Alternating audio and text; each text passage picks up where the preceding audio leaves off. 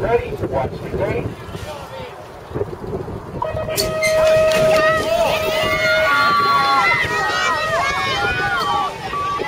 Och det är en bra start igen för Liam Bortström. Det är Liam Bortström och det är Jakob Jonsson med i täten här. Liam före Jakob och så är det Marcus på tredje, Jessica på fjärde plats. Så kommer på in här på femte, det är Max Fahlström som går förbi Jonathan. Liam fortfarande i ledning när de kommer in i andra kurvan.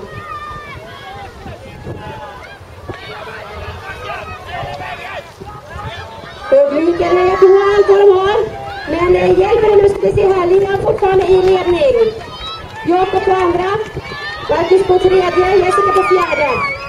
På femte har vi Max som kämpar på. Jonsson har gått förbi här.